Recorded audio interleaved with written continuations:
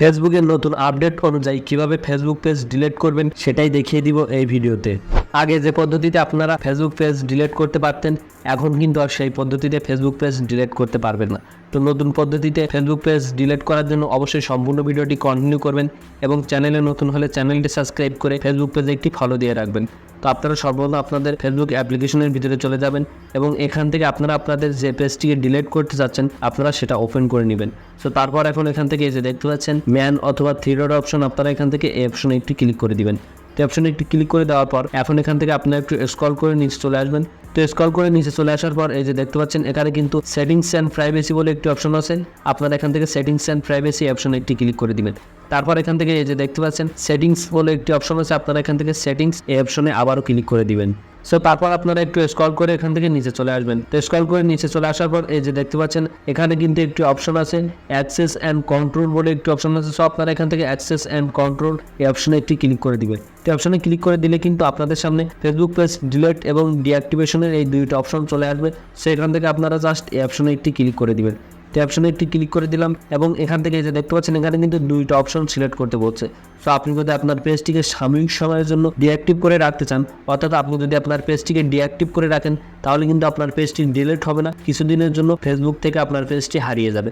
আপনি যখনই আপনার পেজটিকে আবার পরবর্তীতে অ্যাক্টিভ করে দিবেন তখন কিন্তু আপনার পেজটি আবারও ফেসবুকের ভিতরে সার্চ দিলে পাওয়া যাবে। আর আপনি যদি এখান থেকে আপনার পেজটিকে সরাসরি ডিলিট করতে চান তাহলে এখান থেকে এই যে দেখতে পাচ্ছেন ডিলিট পেজ বলে একটি অপশন আছে, আপনারা এখান থেকে এই অপশনে একটি ক্লিক করবেন।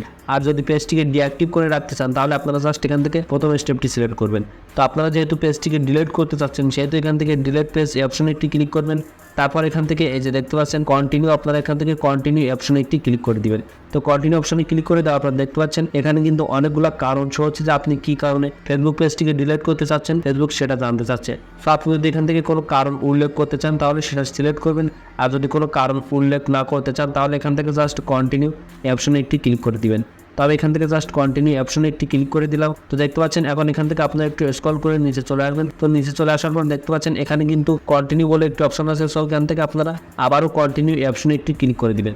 তো অপশনে একটি ক্লিক করে দেওয়ার পর আপনারা এখান থেকে আপনাদের এই যে পেজটিকে ডিলিট করছেন এটা যে আইডির আন্ডারে ক্রিয়েট করা, আপনারা সেই আইডির পাসওয়ার্ডটি এখানে বসিয়ে দিবেন।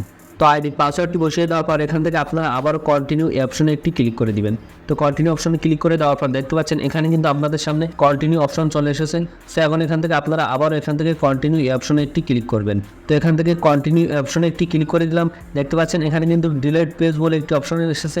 সো এখান থেকে আপনারা যদি ডিলিট পেজ এই অপশনে ক্লিক করে দেন তাহলে কিন্তু আপনাদের পেজটি ডিলিট হয়ে যাবে এবং আপনি যদি বিগত 30 দিনের ভিতরে আপনার পেজটিকে আর লগ ইন না করেন তাহলে কিন্তু আপনার পেজটি সরাসরি ফেসবুক থেকে হারিয়ে যাবে। সো আপনি যদি 30 দিনের ভিতরে আপনার পেজটিকে ফিরিয়ে আনতে চান তাহলে অবশ্যই 30 দিনের ভিতরে পেজটিকে লগ ইন করবেন, আর যদি লগ ইন না করেন তাহলে কিন্তু আপনার পেজটি চিরদিনের জন্য ফেসবুক থেকে ডিলিট হয়ে যাবে। সো এখন এখান থেকে পেজ ডিলিট করার জন্য এই যে দেখতে পাচ্ছেন ডিলিট পেজ অপশনে একটি ক্লিক করে দিলাম। সাথে সাথে কিন্তু দেখতে পাচ্ছেন আমাদের পেজ থেকে কিন্তু রিডাইরেক্ট করে আমাদের ফেসবুক অ্যাকাউন্টের ভিতরে নিয়ে চলে এসেছে এবং আমাদের পেজটি কিন্তু ডিলিট হওয়ার প্রসেস কমপ্লিট হয়ে গিয়েছে। এখন আপনি বিগত 30 দিনের ভিতরে আর লগ ইন করবেন না, তাহলে কিন্তু আপনার ফেসবুক পেজটি সরাসরি ফেসবুক থেকে ডিলিট হয়ে যাবে। তো আশা করি আপনারা বুঝতে পেরেছেন যে কীভাবে আপনি আপনার ফেসবুক পেজটিকে ডিলিট করবেন। তো দেখা হচ্ছে পরবর্তী একটি নতুন ভিডিওতে। আর ভিডিওটি ভালো লাগলে অবশ্যই ভিডিওটিতে একটি লাইক করে চ্যানেলটি সাবস্ক্রাইব করুন এবং ফেসবুক পেজে একটি ফলো দিয়ে রাখুন।